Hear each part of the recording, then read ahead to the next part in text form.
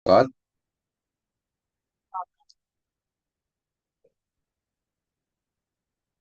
Baik, bismillahirrahmanirrahim. Assalamualaikum warahmatullahi wabarakatuh. Waalaikumsalam warahmatullahi Waalaikumsalam Waalaikumsalam warahmatullahi warahmatullahi wabarakatuh. warahmatullahi wabarakatuh. Siap. Alhamdulillahirabbil alamin. Wassalatu wassalamu ala asrafil anbiya'i wal mursalin. Habibana wa nabiyana wa sayyidina wa maulana Muhammadin sallallahu alaihi wasallam wa ala alihi wa ashabihi wa man tabi'ahum bi ihsanin ila yaumiddin wa ba'd. Qala Allah Ta'ala fi kitabihil karim. A'udzu billahi minasyaitonir rajim. Bismillahirrahmanirrahim. Wa idh qala Luqmanu libanihi wa huwa ya'iduhu ya bunayya la tusyrik billah inna syirka la zulmun adim. Wa Ya, wassaynal insana biwalidayhi hamalathu ummuhu wahnan ala wahn wa fisaluhu fi amaini anishkurli wali walidayka ilayyal masir. Ya bunayya aqimis salata wa'mur bil ma'rufi wanha 'anil munkar wasbir 'ala ma asabak inna dzalika min azmil umur. Wa qala aidan wala tusa'ir haddaka linnasi wala tamshi fil ardi marha innallaha la yuhibbul muhtalim fakhur. Wa qala Rasulullah sallallahu alaihi wasallam man ta'allama ilman mimma yubtagha bihi wajhullah azza wa jalla la yata'allamuhu illa liyusiba bihi ardan minad dunya lam yajid arfal jannati yaumal qiyamah yakni rihaha rawahu Abu Dawud. Wa qala aidan an Anas radhiyallahu anhu qala Rasulullah sallallahu alaihi wasallam man kharaja fi talabil ilmi fahuwa fi sabilillah hatta yarji'a. Rawahu at-Tirmidzi. Amma ba'd fa inna asdaqal hadis kitabullah wa khairal huda hudan nabiyyu sallallahu alaihi wasallam. Alhamdulillah, syukur kepada Allah Subhanahu wa taala yang telah memberikan kepada kita kenikmatan iman, Islam dan juga ihsan. Kemudian salawat dan salam sama-sama kita panjatkan kepada junjungan alam Habibana wa Nabiyana Muhammadin sallallahu alaihi wasallam, kepada seluruh ahlul baitnya, para sahabatnya, serta orang-orang yang senantiasa mengikuti jejak sunnahnya hingga akhir zaman. Saya ucapkan terima kasih kepada seluruh mahasiswa di program studi Magister Pendidikan Agama Islam, Sekolah Tinggi Agama Islam, Sirojul Falah, Bogor. Baik, masih di mata kuliah Inovasi dan Pengembangan Desain Pembelajaran Pendidikan Agama Islam atau PAI. Hari ini kita akan membahas tentang ruang lingkup dari Desain Pembelajaran Pendidikan Agama Islam atau PAI, yang ini semacam kembali review untuk mengingatkan bagaimana hakikat dari pembelajaran ataupun dari mata kuliah yang kita pelajari pada semester ini, yaitu desain pembelajaran PAI. Ya, pembahasan tentang ini sangat penting. Kenapa? Karena sebelum kita mengembangkan, tentu saja kita harus memahami ya detail mengenai desain pembelajaran. Nah, karena ini adalah desain pembelajaran PAI, saya awali ya dengan firman Allah Subhanahu wa taala dalam surah Luqman ayat yang ke-12 sampai ke-19 ya. Tapi saya ambil yang surat ke-12, surat ke-14, kemudian ke-17 dan ke-18. Ayat-ayat ini ya memiliki korelasi yang sangat kuat dengan desain pembelajaran. Kenapa? Karena dalam ayat ini ada yang namanya metode pembelajaran, ada materi pembelajaran, ada tujuan pembelajaran, kemudian juga di sana ada feedback ya, ada evaluasi pembelajaran ya, ada di sana akidah, ada syariah dan juga ada akhlak. Jadi tercantum dalam surat Luqman ayat 12 sampai 19 yang kita bisa pelajari, eksplor lebih mendalam mengenai desain pembelajaran pendidikan agama Islam. Nanti silahkan dibaca ya. Kemudian juga kita diingatkan dengan sabda dari Kanjeng Nabi Muhammad SAW, di mana beliau pernah bersabda, man ta'allama ilman mimma yubtagha bihi wajhullahi azza wa jalla, siapa saja yang mempelajari ilmu pengetahuan yang mestinya bertujuan untuk mendapatkan wajhullah, ya, keridhaan dari Allah Subhanahu wa taala, ya, summa kemudian dia itu apa, illa liyusiba bihi ardham minad dunya, ya, kemudian dia mempelajari dengan tujuan hanya ingin mendapatkan kedudukan atau kekayaan dunia, maka lam yajid arfal jannati yaumal qiyamah, pada hari kiamat dia tidak akan mendapatkan wanginya surga, ya. Kenapa? Karena dia itu belajar, dia itu kuliah bukan karena ingin mendapatkan ridho dari Allah Subhanahu wa taala. Ya mungkin karena ingin kehidupan dunia, ya. Jadi saya selalu sampaikan, ya sayang sekali ketika kita kuliah hanya ingin mendapatkan misalnya selembar ijazah gitu ya, atau mungkin gelar di belakang nama kita, ya sayang sekali gitu ya, sangat sayang sekali, padahal tujuannya itu adalah jelas. Nah, terkait dengan tujuan juga, maka apa ya, desain pembelajaran pertama bicara tentang tujuan, ya apa sih tujuan pembelajaran itu, ya di sini dikatakan ya betagi wajah Allah, ya, atau mencari ridho dari Allah Subhanahu wa taala. Clear, sangat jelas sekali, ya. Kemudian berarti hadis yang pertama riwayat Abu Daud ini berbicara tentang tujuan pembelajaran. Oke, next yang berikutnya. Ketika bicara tentang hadis riwayat Tirmidzi, kita menemukan man kharaja fi talabil ilmi fahuwa fi sabilillah hatta yarji, ya. Siapa saja yang keluar untuk talabul ilmi, untuk belajar, untuk kuliah, alhamdulillah nih kita nggak perlu keluar rumah, ya, kita belajar di rumah, di kamar gitu ya. Tapi ayat ini juga siapa saja yang keluar dengan tujuan menuntut ilmu, fahuwa fi sabilillah hatta yarji. Jadi dia itu di jalan Allah Subhanahu wa taala sampai dia kembali. Jadi sampai mulai dari membuka link Zoom ini sampai kepada menutup nanti link Zoom-nya, itu insya Allah taala fi sabilillah. Nah, berarti riwayat ini berbicara tentang proses pembelajaran, ya. Sebenarnya di sana juga ada tujuan juga, kemudian juga ada materinya, dan juga yang penting sekali juga di situ ada metode dan juga media. Nah, ya, medianya itu adalah apa? Di situ kharaja, ya, kharaja, ya tentu saja kharaja min baitihi atau min buyutihim.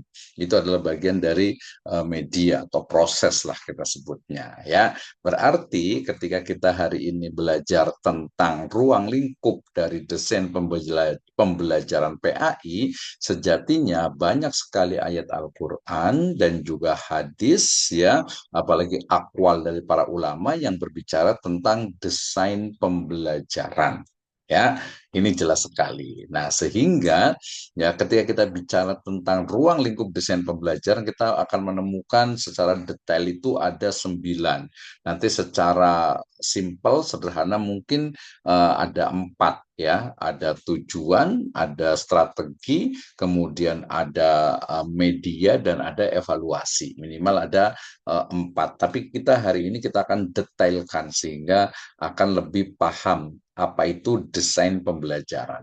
Desain berarti adalah rancangan atau rencana. Berarti desain pembelajaran itu adalah rencana pembelajaran. Artinya sebuah rencana yang tertulis yang nantinya akan dilaksanakan dalam proses pembelajaran, khususnya PAI, ya. Nah, ini memang ya di sana ada masuk teori tentang pembelajaran. Kenapa? Karena bisa jadi ya kalau kita yang biasa atau yang tidak terbiasa dengan budaya tulis, biasanya kalau kita mau ngajar, mungkin kalau kita lihat ya guru-guru itu, guru-guru zaman dulu ya, kalau mau ngajar itu ya udah bawa kitab, kemudian ke ruangan langsung ngajar.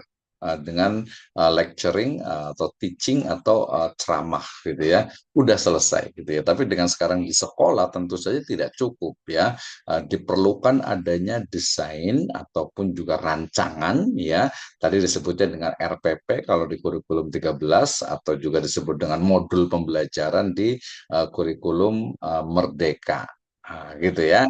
Nah, jadi ada 9 ya kalau kita ingin merancang, merencanakan, mendesain pembelajaran. Nanti khususnya PAI ya. Kiri dan kanan sebenarnya hanya sebagai perbandingan, kita bisa simpelkan ya, kita bisa lebih sederhanakan. Baik. Jadi kenapa kita bahas ini? Karena mata kuliah kita itu adalah pengembangan dan inovasi ya, pengembangan dan inovasi atau inovasi dan pengembangan lah ya, pokoknya desain pembelajaran PAI itu kita kembangkan, kita buat inovasi di dalamnya. Nah, kita tidak bisa melakukan inovasi atau pengembangan sebelum kita memahami apa sih ruang lingkup dari desain pembelajaran ya. Nah, walaupun ini mungkin kita sudah ulang beberapa kali, tapi mengingatkan kembali, fadzakir fa inna dzikra tanfaul mu'minin. Berilah peringatan karena peringatan itu akan memberikan manfaat bagi umat muslim. Baik ya, ada 9 dari ruang lingkup desain pembelajaran. Yang pertama adalah tujuan pembelajaran. Jadi untuk apa kita melakukan pembelajaran itu? Ya, nanti ada yang sifatnya global, normatif, ada yang sifatnya mungkin lebih spesifik dan sifatnya pragmatis. Ya, kemudian yang kedua ada analisis kebutuhan. Jadi kita mengajarkan ini sebenarnya orang yang mau belajar, berarti dalam hal ini adalah peserta didik itu butuh nggak sih? Gitu ya. Misalnya anak SD diajarkan fikih munakahat ya, atau fikih mawaris misalnya, ya nggak apa, belum butuh gitu ya, belum waktunya. Nah, seperti itu ya. Jadi belum butuh, atau mungkin juga anak SD diajarkan sudah mungkin tentang misalnya antariksa misalnya. Ya belum butuh gitu ya. Karena apa? Karena ada sesuatu yang lebih urgent untuk dipelajari oleh anak SD atau MI gitu ya. Jadi analisis kebutuhan. Nanti kita akan jelaskan satu-satu. Yang kedua, yang ketiga ada strategi pembelajaran. Ini jelas sekali ya. Jadi bagaimana pembelajaran itu kan dilakukan ya, of course not only how to deliver materials ya, tetapi bagaimana sebenarnya ilmu yang diwariskan dengan adab itu secara bersamaan itu diberikan kepada peserta didik. Sehingga strategi pembelajaran nanti terkait dengan bagaimana pembelajaran itu dilaksanakan ya, teknik-teknik apa saja yang dilakukan. Nah, kemudian sebenarnya di strategi ini sebenarnya nanti ada juga lebih spesifiknya itu adalah metode pembelajaran. Ya, kalau tadi metode pembelajaran itu ceramah, menyampaikan, kalau 2 jam ya capek gitu ya gurunya gitu ya. Nah, tapi kalau memang kita student center learning melibatkan siswa, ya siswa diajak untuk melakukan misalnya project based learning gitu ya, atau mungkin problem based learning gitu, itu akan lebih menarik dan ya tadi sesuai dengan kebutuhan mereka gitu ya. Nah, jadi strategi pembelajaran juga masuk dalamnya adalah metode pembelajaran. Oke, berikutnya adalah pengembangan materi ajar. Ini juga penting ya. Artinya bahwa materi ajar tadi yang ada di PKBM misalnya gitu ya, pasti berbeda dengan yang ada di sekolah MI, MTS Aliyah gitu ya, SD, SMP, SMA. Ya, sehingga kemudian tapi perlu juga nih dikembangkan, misalnya PKM-nya bukan PKBM biasa gitu ya. Kenapa? Karena sekarang banyak juga pesantren yang menggunakan PKBM. Artinya untuk sekolah formalnya pakai PKBM, banyak pesantren seperti itu gitu ya. Nah, ini juga menarik juga, berarti kayak gimana nih pengembangan materi ajarnya, karena bukan PKBM biasa, bukan yang sudah berumur baru mau sekolah lagi, bukan seperti itu gitu ya. Kayak ini juga menarik ya. Kemudian yang berikutnya, yang kelima itu adalah pengaturan aktivitas pembelajaran. Jadi pembelajaran ini kayak gimana? Apakah tadi misalnya klasikal ya, atau individual, atau menggunakan simulasi? Simulasi nanti media ya. Pokoknya pengaturan aktivitasnya termasuk juga jam, pilihan jamnya, apakah pagi, siang, sore, atau mungkin jam terakhir kalau PAI gitu ya. Nah, itu. Nah, yang keenam adalah media dan teknologi pembelajaran. Ini yang paling sering, tapi sayangnya memang juga perlu sekali adanya pengembangan gitu ya. Jadi tidak kemudian udahlah kita pakai media rame-rame pakai proyektor, beli proyektor dipasang di kelas. Bukan hanya itu gitu ya, bukan hanya itu karena dia hanya media saja. Kalau proyektor kemudian tidak digunakan secara optimal ya sayang gitu malah jadi tambah kos malah biaya gitu kan ya. Ya belum lagi nanti kerusakan atau apa gitu ya. Nah, jadi harus optimal dalam menggunakan media dan juga teknologi pembelajaran. Oke, kemudian yang ketujuh ada penilaian dan evaluasi. Saya kemarin pernah sampaikan bahwa karena kita ini mata kuliahnya adalah desain pembelajaran, maka penilaian dan evaluasi atau sekarang lebih dikenal dengan istilah assessment ya, assessment akhir semester gitu ya, atau tadi penilaian ya, bukan ujian, bukan ujian. Kalau kita masih pakai istilah ujian gitu ya. Jadi penilaian, evaluasi, assessment. Nah, kalau di sini berarti karena misalnya kita akan belajar tentang apa? Karena siswa atau peserta didik itu akan belajar tentang wudhu gitu ya, maka untuk evaluasinya itu adalah praktek gitu ya. Praktek gitu ya, atau mungkin nanti ada juga yang kognitifnya gitu, misalnya apa tentang rukun dan syarat wudhu kan mereka harus paham juga gitu ya, harus tahu juga gitu ya. Jadi penilaian ini berbeda dengan mata kuliah yang di semester sekarang juga tentang pengembangan evaluasi ya. Jadi walaupun pengembangan itu nanti mungkin juga masih teoritis gitu, tapi ini udah direncanakan gitu ya, udah direncanakan. Oke, karena pembelajarannya adalah wudhu, berarti nanti evaluasinya adalah dengan praktek ya, dengan apa namanya langsung gitu ya, atau ada juga kognitifnya ya. Kemudian ada pengelolaan kelas, ini menarik. Kenapa? Karena ya banyak tempat ya, mungkin nggak tahu nih kalau saya menyebutnya dengan kelas bangsa terjajah gitu ya, ketika ternyata model kelasnya itu model kelas yang depan belakang, yang di belakang itu suka main-main, nggak serius dan sebagainya gitu. Kemudian juga guru itu ketika akan mengakses atau berkomunikasi dengan peserta yang di belakang itu susah gitu ya. Nah, ini tentu saja perlu adanya pengelolaan kelas yang baik gitu ya, dari sisi posisi duduknya, kemudian mungkin ornamen-ornamennya, termasuk juga kebisingan ketika mungkin sekolahnya di pinggir jalan itu kan, aduh gimana nih berisik banget suara mobil, motor dan sebagainya gitu ya. Nah, nanti yang terakhir yang kesembilan yaitu pemantauan dan penilaian berkelanjutan gitu ya. Jadi bagaimana sebenarnya desain pembelajaran ini bukan hanya selesai sampai kepada evaluasi dan keluar nilai gitu ya. Bukan hanya itu, tapi harus ada controlling ya, pemantauan dan juga tadi penilaian berkelanjutan atau kita sebut dengan feedback gitu ya, feedback. Jadi misalnya selalu ya nanti ada kalau di kalau di perguruan tinggi itu ada EDOM. EDOM itu evaluasi dosen oleh mahasiswa gitu ya. Jadi ketika kita sudah selesai semester ya mahasiswa itu akan menilai kita gitu ya, menilai kita ini benar nggak sih, ini bagus nggak sih gitu ya. Nah, kalau guru juga mestinya sama gitu ya, walaupun mungkin biasa dari manajemen mestinya gitu, tapi minimal dari kita gitu ya. Dari gurunya kira-kira gimana, apakah bisa, sebenarnya bisa direct juga, bisa dengan lisan gitu ya, atau mungkin dengan visioner itu akan lebih bagus, mereka jadi lebih rahasia. Jadi berikan angket ke mereka tentang gimana nih pembelajaran misalnya mata pelajaran PAI pada semester ini gitu ya. Nah, bagaimana performance gurunya, bagaimana metodenya, bagaimana medianya, bagaimana penjelasannya, ya tugas-tugasnya, sampai kepada usulannya apa nih untuk ke depan gitu ya, yang agar lebih baik lagi. Nah, ini yang menurut saya satu model manajemen yang terbaru yaitu PPEPP gitu ya. Ada mulai perencanaan, kemudian pelaksanaan, kemudian evaluasi, ya, kemudian juga nanti setelah evaluasi itu ada apa? Ada semacam peningkatan gitu ya. Jadi dia harus terus berkembang. Jadi tidak hanya selesai di evaluasi saja. Oke, kita mulai bahas satu-satu. Jadi kalau kita bicara tentang desain kurikulum gitu ya, yang paling pertama itu kan tujuan ya. Jadi tujuan itu ada dua ya. Yang pertama ada tujuan yang sifatnya umum ya. Kalau PAI ya jelas ya. Jadi mengembangkan siswa menjadi individu yang memiliki iman, takwa dan akhlak mulia. ya menjadi insan kamil lah ya. Kalau di Bogor ini ada insan kamil, ada insan tama, ada insan takwa, ada insan toda, banyak kan ya.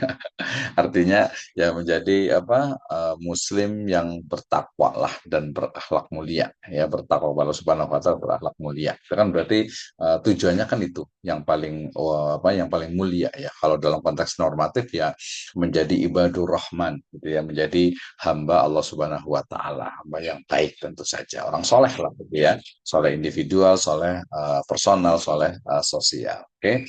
Nah, kemudian yang kedua ada tujuan khusus ya. Jadi tujuan umum, ada tujuan khusus. Tujuan khusus biasanya menentukan dari kompetensi spesifik yang ingin dicapai. Ini biasa dalam bentuk mata kuliah ataupun sub bagian dari mata kuliah. Gitu ya, mata pelajaran maksudnya gitu ya.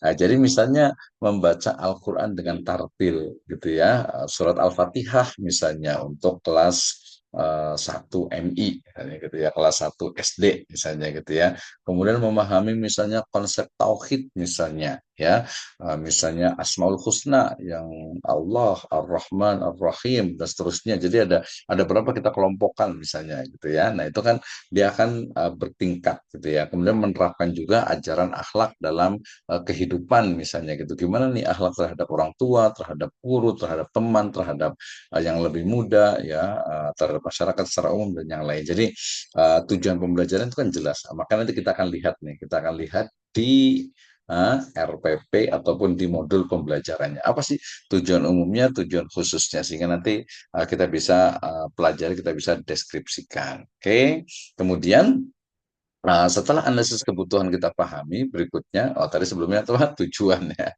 Jadi terlalu cepat nih ininya nih ya. Jadi desain pembelajaran pertama itu adalah menentukan tujuan. Tujuannya itu apa? Gitu ya, baik tujuan yang umum ataupun tujuan yang khusus. Nah, setelah itu kita pahami, berikutnya langkah yang kedua yaitu analisis kebutuhan. Jadi kebutuhannya misalnya dari sisi kurikulum ya, ada analisis kurikulum yaitu memahami dari standar kompetensi, ada kompetensi dasar dulu ya, sekarang itu CPL dan juga indikator pembelajaran dalam kurikulum PAI gitu ya. Jadi harus paham nih. Jadi untuk anak SD, anak MI itu standarnya apa nih? Ya, capaian pembelajaran itu seperti apa?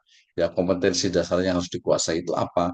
Gitu ya. Nah, indikator-indikatornya itu seperti apa? Jadi, nah itu dari analisis kurikulumnya ini biasanya merujuk kepada ya peraturan yang memang berlaku ya. Berarti dari sini bisa dari Kemenak atau dari Kemendikbud gitu ya. Jadi analisis kurikulumnya. Oh, ini berarti SMA itu harus bisa ini. Oke, ngikutin lah gitu ya. Nah, itu yang pertama. Tapi ada yang menarik itu justru yang kedua ya. Jadi analisis dari karakteristik siswa gitu ya. Jadi artinya mengidentifikasi dari kebutuhan. Nah, ya, jadi misalnya tadi kalau saya selalu menyebutkan ya, misalnya kalau dalam Islam itu seseorang itu kan seorang anak ya, di dalam riwayat itu dikatakan muru auladakum bisolati fisabain ya. Jadi perintahkan anak itu untuk sholat ya di usia 7 tahun. Nah, berarti 7 tahun itu sekarang ya kelas 1 atau kelas 2 ya. Kelas 1 atau kelas 2 lah, kita sebutnya kelas 2. Berarti dia itu harus diperintahkan sholat. Ya logikanya sebenarnya kalau diperintahkan sholat berarti dia sudah bisa sholat, kan bukan diajari untuk sholat gitu ya. Nah, diperintahkan untuk sholat. Nah, berarti sebelum usia 7 tahun berarti harus bisa sholat, berarti diajarkan sholat. Nah, sebelum diajarkan sholat kan tentu saja dia harus diajarkan tata cara berwudu ya. Nah, sebelum berwudu juga harus toharoh ya, harus bersih dulu, istinjaknya, istijmarnya gitu ya, bersih dari hadas besar, hadas kecil ya. Nah, pokoknya dia bisa bersih lah gitu ya. Nah, itu kan harus dipahami sehingga kemudian oh ternyata kebutuhannya ya memang sholat gitu ya. Nah, sebelumnya lagi berarti kebutuhannya itu wudhu gitu ya. Ya mungkin kalau ada sedikit perubahan, oh ternyata banyak nih yang belum bisa sholat ya. Anak SD ya baru bisa belajar gitu ya. Padahal kan usia-usia 10 tahun ya 12 tahun kan sudah balik, berarti sudah wajib untuk sholat gitu ya. Nah, demikian juga nanti termasuk berarti juga yang masalah hijab misalnya, masalah aurat gitu kan perlu perlu dikenalkan sebelum balik ya. Kalau perempuan balik itu rata-rata juga hampir sama lah kita anggap saja ya 9 sampai 12 gitu ya. Berarti kan di usia itu ya berarti harus diajarkan bahwa oh berhijab itu ya wajib gitu ya.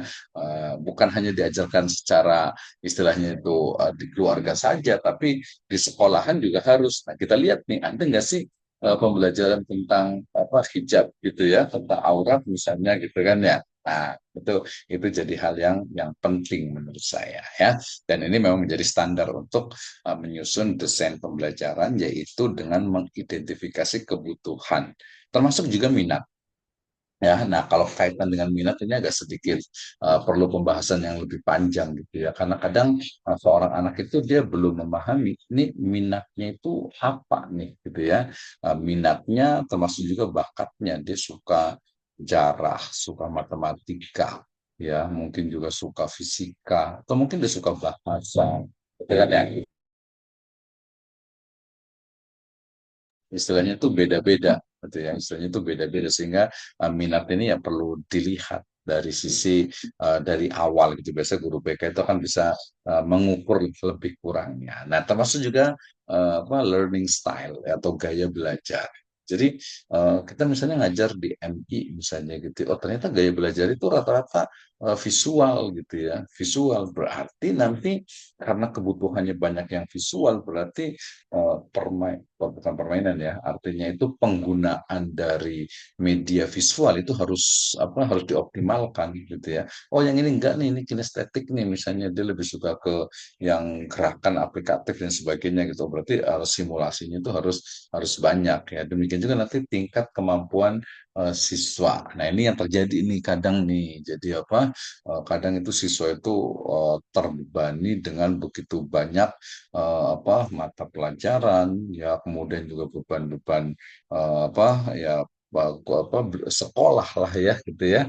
Nah, sehingga kemudian sebenarnya belum saatnya, jadi terlalu berat lah istilahnya itu pembelajarannya, jadi kemampuannya itu tidak diukur. Jadi padahal ini menjadi dasar ketika kita akan mendesain pembelajaran itu perlu adanya kita lihat kemampuan dari siswa. Oh, mohon maaf misalnya siswa yang ada di kota, yang ada di mungkin di pedesaan gitu ya, atau di mungkin dari sisi ya ekonominya, ya dari sisi terutama nanti kemampuannya gitu ya. Misalnya ya rata-rata walaupun nggak semuanya ya, yang misalnya sekolah di apa bukan SD ya, kalau SD standar lah, SD negeri, SD swasta, MI gitu ya. Tapi kalau yang di SMP misalnya gitu ya, di SMP kemudian mau masuk ke SMA, dari SMP negeri, oh rata-rata memang udah pinter nih gitu ya, kemampuannya lumayan gitu ya, sehingga itu akan berbeda tentu saja dari sisi apa ketika nanti menerapkan materi, metode dan yang lainnya.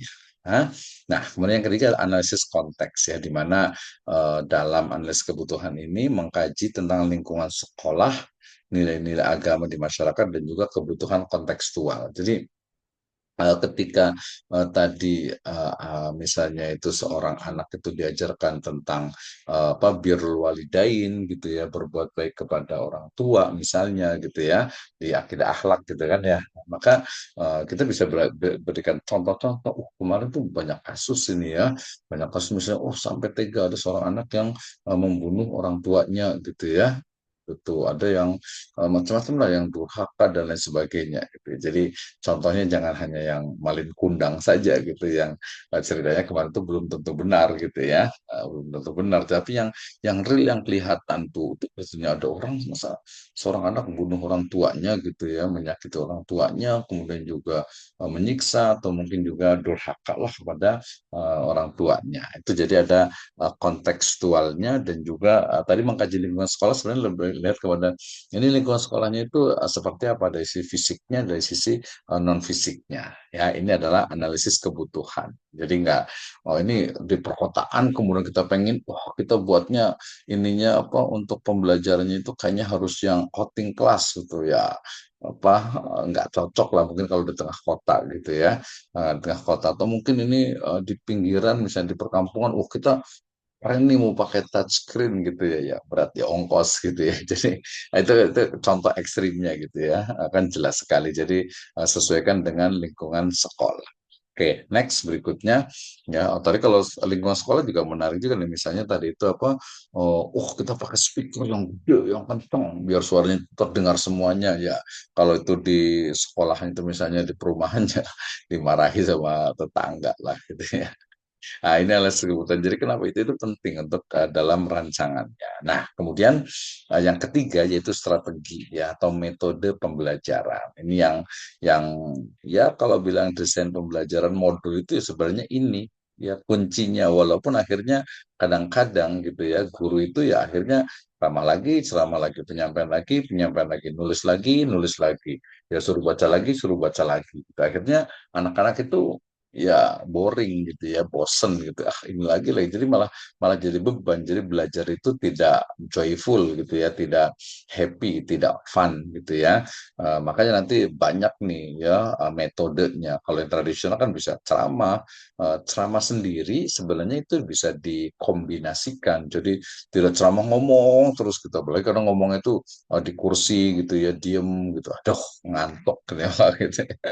Anak-anak biasanya bukan ngantuk sih, berisik biasanya gitu ya. Walaupun kadang kencang nanti diam, nanti berisik lagi gitu. Jadi ya janganlah ya. Jadi jangan sampai ada nih ya.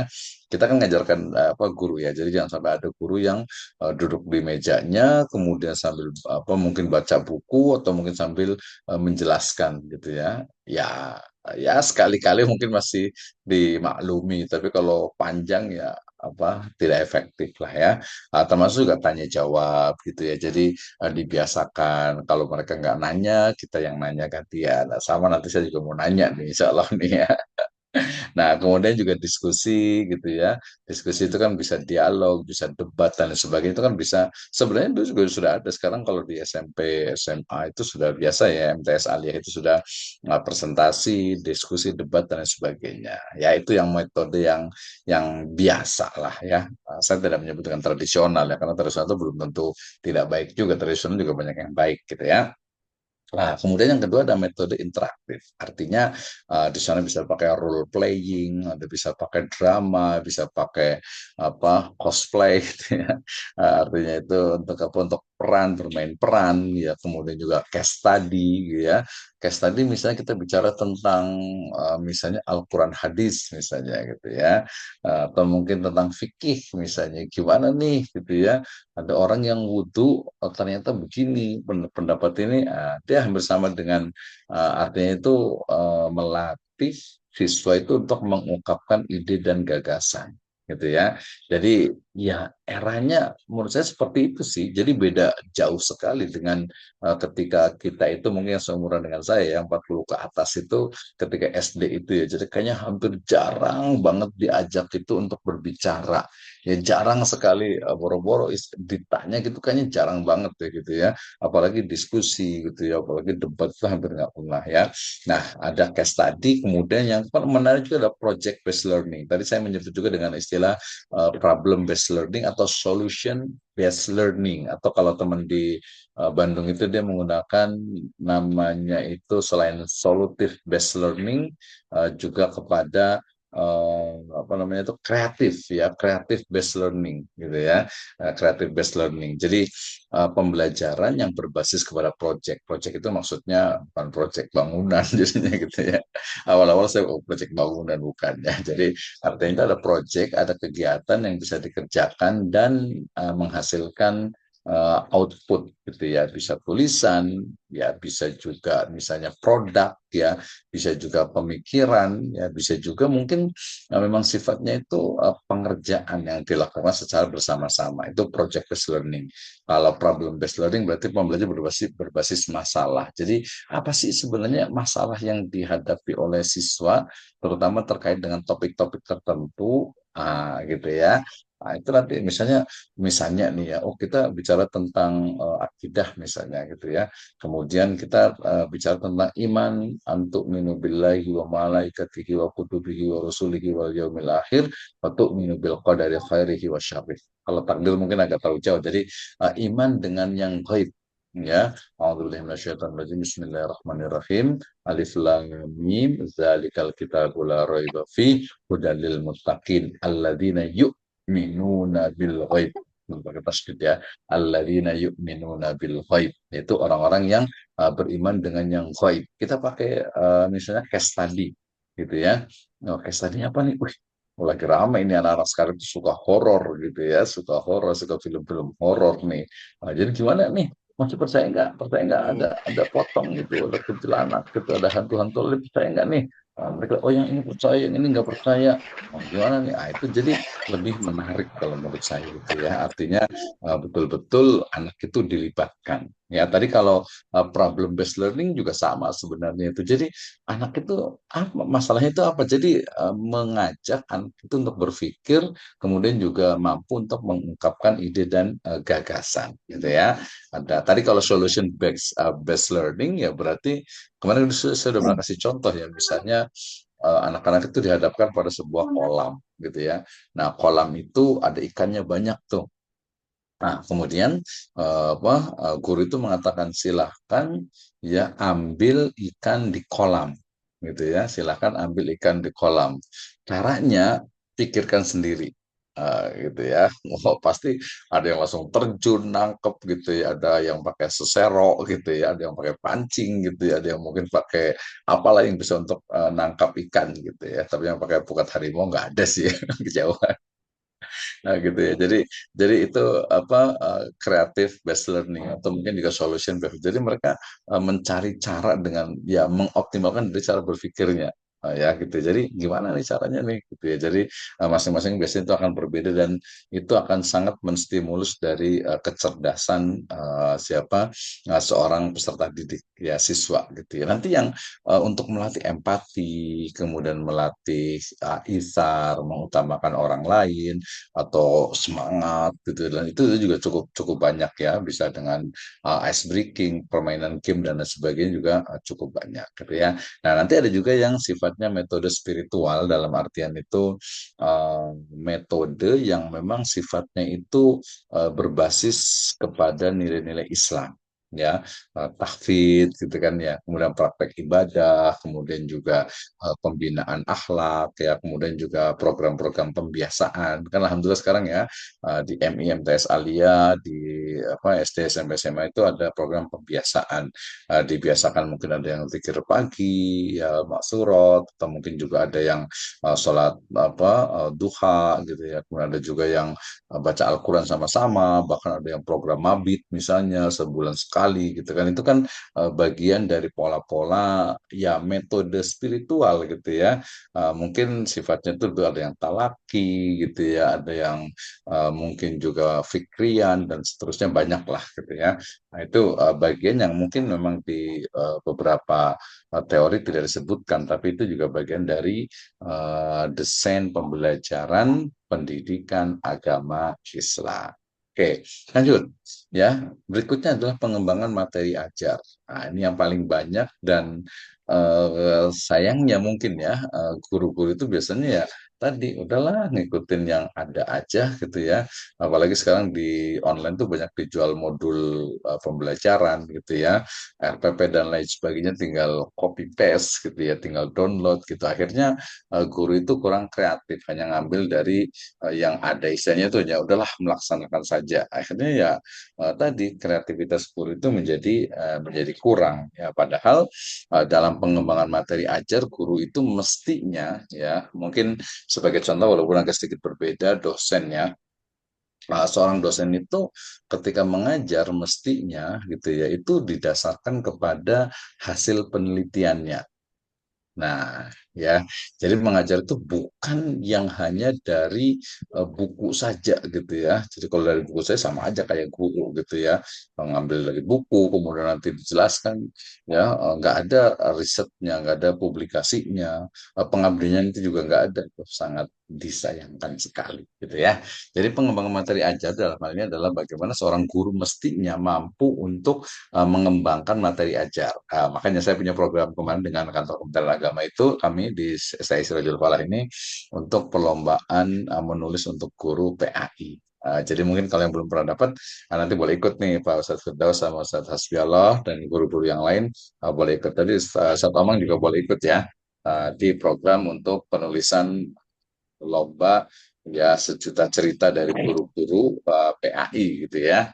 Nah, itu ada hadiahnya ini apa namanya beasiswa di S2 nih di STI Sirajul Falah gitu ya. Nah, ini menarik ya. Jadi pengembangan materi ajar ini materi itu kan ada yang sifatnya itu konseptual ya. Konseptual itu berarti mata pelajarannya gitu ya. Akidah, akhlak, Quran, hadis, fikih dan juga sejarah kebudayaan Islam. Itu kan jelas ya.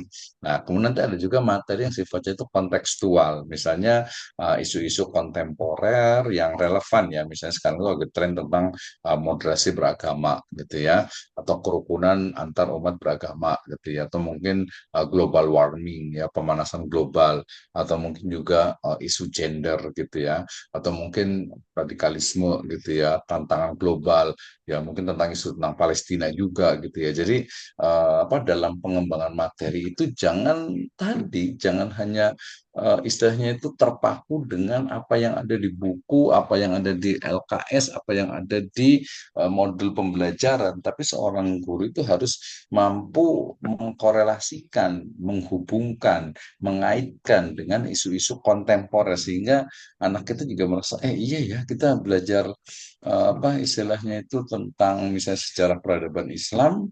Tapi kita juga tahu nih tentang misalnya agak jauh ya tentang apa namanya mungkin apa ya semacam konflik di Timur Tengah misalnya itu kan bisa sangat bisa sekali gitu ya gitu. Nah, demikian juga nanti mata pelajaran yang lainnya. Nah, yang ketiga adalah materi interaktif, di mana materi itu disesuaikan dengan teknologi dan konteks digital, ya. Misalnya dengan video dakwah, kemudian juga simulasi interaktif. Pokoknya penggunaan nanti mirip sebenarnya dengan media, ya, dengan media, tapi ini lebih kepada materinya. Ya, sumbernya lah, gitu ya, bisa juga nanti. Jadi ini pengembangan dari materi ajar dalam bidang pendidikan agama Islam. Oke, dikit lagi ya, 20 menit lagi. Nah, berikutnya adalah kalau terkait tadi dengan pengembangan materi, maka berikutnya adalah pengaturan dari aktivitas pembelajaran. Maksudnya apa? Maksudnya adalah bahwa dalam aktivitas pembelajaran itu kan mesti dirancang, kan ya.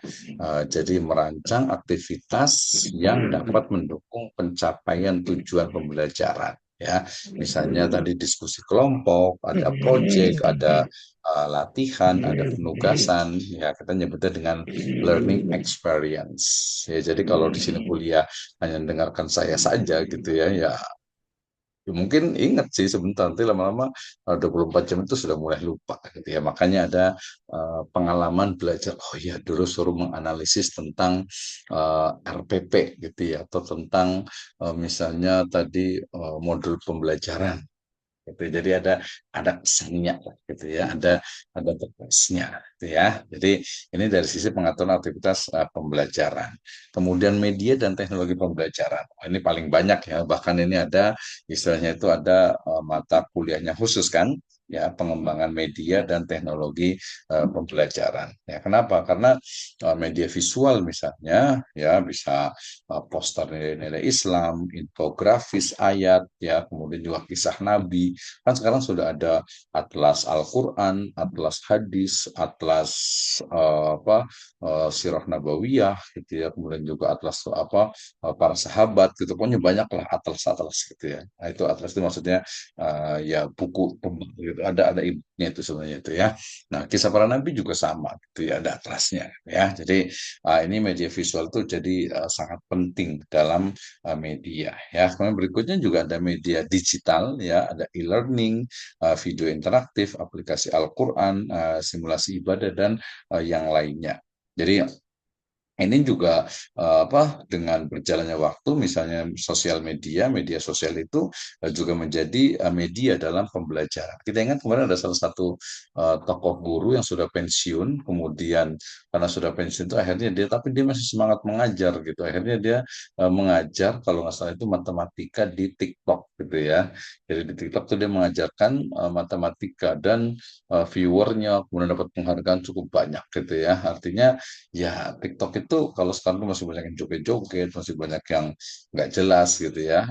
Ke depan tuh bisa menjadi media pembelajaran. Ceramah juga sekarang udah banyak di TikTok ya.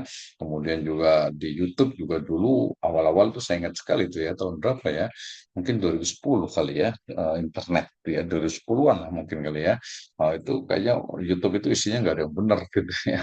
Tapi kemudian lama-lama ke sini drama apa semua itu sudah ada semua Al-Quran apa semuanya yang positif itu banyak sekali. Jadi ini akan menjadi sebuah perubahan di mana media sosial itu juga menjadi media dalam pembelajaran, simulasi ibadah dan lain sebagainya. Jadi ya tugas kita nih, ya guru-guru nih untuk bagaimana bermedia sosial yang memiliki dampak yang positif. Ya anak-anak juga sama dilatih gitu ya. Jangan sampai mereka menggunakannya untuk yang tadi joget-joget atau mungkin ya, buat konten yang apa ya habis-habisin waktu, apalagi sering sekali tidak sesuai dengan Islam. Kalau kita lihat misalnya saya yakin nih ya, walaupun agak sedikit ini nih, kalau saya lihat sih ya, sekarang itu ya kayaknya sampai ke level ustadz gitu ya, itu ya rata-rata juga apa lihat video itu lama gitu, scroll kiri apa bawah terus gitu sampai nggak ada habisnya itu kan ya senang ketawa-ketawa gitu ya. Kemudian juga mungkin ini pengetahuan nih lumayan nih gitu, tapi banyakkan ini ya juga gitu ngabisin waktu juga gitu ya. Itu nasihat buat diri saya sendiri lah gitu ya. Jadi nanti kita bisa mengatur lah waktunya ya. Nah, kemudian yang cukup penting juga adalah media lingkungan nih ya. Jadi tadi yang disebut dengan media itu bukan hanya sifatnya itu teknologi, sifatnya itu modern, digital, tidak ya. Menggunakan masjid, misalnya musola di sekolahan, kemudian alam, kan sekarang berkembang sekolah alam ya. Jadi mereka itu nggak butuh kelas, nggak butuh ruangan gitu, udah sawah ke sawah nanam padi gitu ya, ke kebun gitu ya, ke kolam gitu ya. Nah, kenapa? Karena memang pembelajaran itu bukan hanya di ruang kelas gitu ya, sehingga kalau misalnya di Baduy itu ada mereka nggak mau dibangun sekolah, ya nggak apa-apa sebenarnya sih, nggak usah pakai sekolah gitu, nggak usah pakai bangunan, yang penting apa orang itu bisa baca tulis ya, bisa belajar ilmu mau di sawah, mau di kebun, mau di humah, mau di hutan, di bawah pohon, di sungai gitu ya, nggak ada masalah gitu. Yang penting mereka itu belajar kan, dengan belajar itu ya tadi man salaka tariqan yaltamisu fihi ilman sahalallahu lahu bihi tariqan ilal jannah. Jadi media itu bukan hanya sesuatu yang wah gitu ya. Mungkin wayang yang terbuat dari kardus, dari kertas, dari daun-daunan yang dulu ingat ya pakai dari daun singkong misalnya, itu media untuk apa? Untuk belajar, untuk pembelajaran. Termasuk juga tadi alam ya jelas ya, alam hujan, ada petir, ada apa semuanya gitu ya, atau mungkin yang cerah, sungai dan sebagainya itu kan jelas ya. Nah, ada kegiatan sosial sebagai sarana pembelajaran juga. Misalnya pada Allah tuh ada yang meninggal dunia misalnya gitu ya. Ya udah jadi media pembelajaran ya, mereka belajar tentang misalnya memandikan jenazah, kemudian mengkafani, kemudian menyolatkan sampai menguburkan itu jadi media. Ya, karena saya kemarin sempat ngisi juga di Darmaga itu di SMP itu ya, belajar apa ahkamul janais ya, pemulasaran jenazah ya. Ya mereka kalau praktek itu ya belum tentu, tapi kalau ngelihat langsung artinya mereka diajar oh gini-gini langsung gitu ada yang meninggal lah, itu kita kan lebih rasa gitu ya, learning experience itu lebih kuat, sehingga ya media itu sangat luas sekali sarana sesuatu yang menyampaikan kepada proses pembelajaran itu adalah media. Oke. Next, berikutnya penilaian dan evaluasi pembelajaran. Tadi sudah saya sampaikan bahwa dalam proses evaluasi ini kita lebih kepada rancangan. Karena rancangan berarti, oh saya mau belajar tentang sholat nih. Berarti bagaimana evaluasinya? Ya udah, anak itu selalu praktek sholat aja. Tapi waktunya kurang nih, waktunya terlalu banyak ya. Nanti aturlah gimana aturnya caranya agar kita meyakinkan atau kita bisa yakin bahwa anak itu bisa sholat, bukan hanya menjawab tentang rukun sholat, rukun dan syarat sholat, atau mungkin juga pembatal sholat dan yang lainnya, bukan hanya itu, gitu ya. Kemudian jadi dalam penilaian dan evaluasi pembelajaran ini ada minimal 3 ya. Yang pertama adalah evaluasi proses, di mana tentu saja dalam proses pembelajaran itu observasi dari keterlibatan, keaktifan siswa dalam pembelajaran itu bisa dilihat. Di sini juga kelihatan kan ya, yang rajin-rajin kayaknya Pak Ustadz Omang nih rajin banget ini ya, Ustadz Hasbiullah juga, kemudian juga Pak Eko juga gitu ya, kemudian siapa lagi nih ya, Pak Suherman juga nih lama nggak kelihatan nih Pak Ustadz Suherman, Pak Ustadz Suherman di Seengen ya. Kemudian Ustadz Husni Mubarak juga, Ustadz Yusuf Maulana juga, nah, Ibu Siti Zakiyah juga gitu. Jadi ya itu mestinya ya hal jazaul ihsan ilal ihsan gitu ya. Ya orang yang rajin pasti nilainya bagus lah ya. Kalau ngomongin nilai kita kayaknya bukan hanya nilai tadi kan ya. Oke, ya, jadi evaluasi pertama adalah evaluasi proses. Yang kedua evaluasi hasil. Ini bisa tes tertulis, bisa ujian praktek. Ya kalau Al-Quran kalau tertulis ya apa tajwidnya ya bisa saja sih. Tapi lebih bagus ketika langsung membaca Al-Quran. Warattil Qur'ana tartila. Ya, dan juga nanti ada penilaian dari sikap, perilaku, karakter, adab atau akhlak. Kita gabungkan di situ ya. Nah, kemudian yang paling penting ini adalah evaluasi berkelanjutan. Artinya setelah kita, tadi saya sudah jelaskan ya, ketika setelah kita selesai pembelajaran, misalnya dalam satu semester, terus apa nih untuk perbaikan ke depannya? Maka harus ada feedback ya untuk pengembangan pembelajaran ke depan. Jangan pernah puas dengan istilahnya, anaknya itu hasilnya bagus semuanya nih. Kalau bagus semuanya gitu, kalau ternyata ini kayaknya nggak paham-paham anak-anak susah gitu nilainya ini kalau nggak dikatrol gitu ya itu kayaknya nggak masuk ke dulu tuh KKM ya. Nggak nyampe ke KKM nih ya. KKM bisa saja dulu sampai lupa tuh KKM itu pokoknya standar kelulusan lah gitu ya.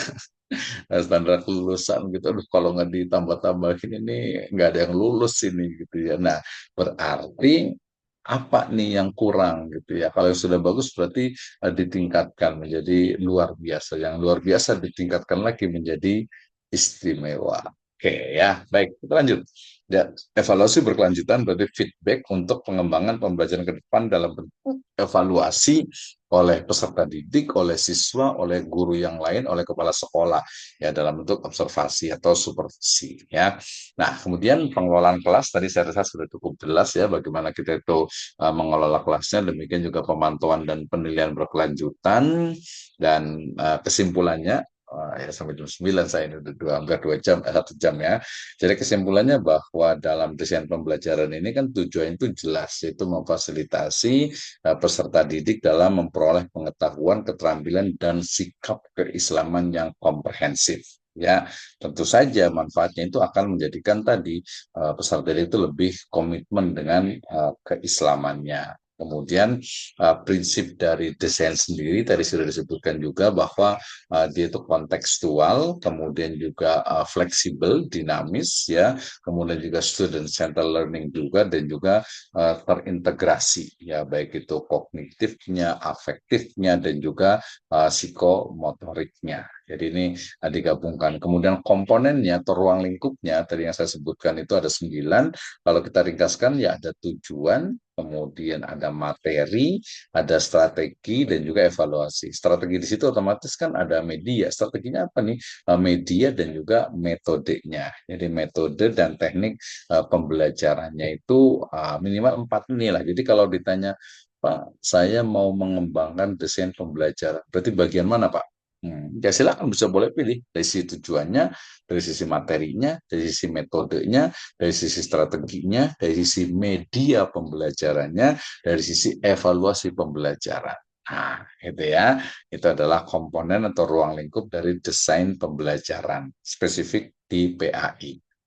Analisis kebutuhan pembelajaran PAI, ini mohon maaf gambarnya agak sedikit kurang jelas gitu ya, karena ini hasil dari EI gitu ya. Jadi tadi bukan hanya dari slide PowerPoint tapi dari EI gitu ya. Jadi identifikasi karakteristik peserta didik gitu ya, kemudian analisis kompetensi dasarnya tadi yang di awal, kemudian identifikasi sumber belajar. Ini semuanya adalah analisis kebutuhan dari pembelajaran PAI. Pengembangannya ada pengembangan yang tujuannya itu yang yang masa depan gitu ya, tadi yang insan kamil lah ya, akhlak mulia, muslim yang soleh ya. Kemudian juga tujuannya itu adalah mendukung tujuan terminal, artinya dia itu tadi misalnya itu ya apa kurikulum nasional gitu. Tujuan khususnya adalah masing-masing dari mata pelajaran dan sub dari mata pelajaran tersebut. Itu adalah bagaimana cara mengembangkannya. Ini juga sama nih ya, gambarnya agak-agak kurang jelas, tapi kita husnudon lah ini pakai sorban kali gitu ya, pakai sorban ini. Jadi kemudian agak sedikit aneh karena dari AI ya. Nah, pemilihan strategi pembelajaran tadi juga bukan hanya ceramah, tapi juga diskusi, ada praktek, ada simulasi, demonstrasi. Ya, demonstrasi itu artinya ya simulasi tadi mempraktekkan gitu ya, atau menunjukkan, oh ini nih cara sholat yang benar, cara wudhu yang benar gitu ya. Nah, itu dijelaskan bisa baik secara langsung ataupun menggunakan multimedia. Pengembangannya tentu saja nanti berbasis kepada keimanan, kemudian keislaman, dan juga keihsanan. Kan materinya, kan materi belajar PI itu apa sih? Ya agar beriman, ya agar imannya itu meningkat, agar Islam itu bagus, agar muraqabatullahnya itu, agar ihsannya itu juga bagus. Seperti itu ya. Kemudian evaluasinya bisa evaluasi selama proses pembelajaran, ya bisa pada akhir pembelajaran, dan juga evaluasi mengukur kemampuan nyata peserta didik dalam praktek PAI. Ya kan banyak tuh yang psikomotorik yang harus dipraktekkan. Demikian juga tadi ada feedback yang kita bisa lakukan dalam evaluasi pembelajaran. Dan kesimpulan pada pertemuan kali ini berarti pertama adalah bahwa desain pembelajaran itu mencakup tujuan, kemudian materi, strategi, metode, kemudian media dan evaluasi yang terintegrasi untuk mencapai ya pemahaman, penghayatan dan pengamalan ajaran Islam oleh siswa. Ya, urgensinya meningkatkan kualitas pembelajaran. Kenapa sih? Ada yang kenapa sih harus ada desain pembelajaran? Ya jawabannya meningkatkan kualitas pembelajaran ya, membentuk pribadi muslim yang utuh tadi itu. Tantangannya, nah jadi desain pembelajaran atau proses pembelajaran PA itu dia harus responsif terhadap perkembangan zaman dan juga tadi kebutuhan dari peserta didik. Ini jangan sampai nih ya siswa itu kalau belajar PA itu kurang semangat gitu ya.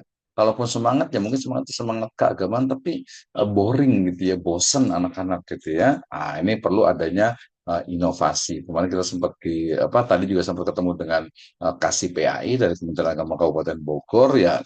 Ya memang kualitas dari guru PAI ini agak-agak ini ya menyedihkan gitu ya, kurang lah gitu ya. Jadi perlu adanya peningkatan kualitas sumber daya manusianya. Kesimpulannya, desain pembelajaran PAI yang komprehensif dan holistik sangat penting untuk mencapai tujuan pendidikan agama Islam atau PAI.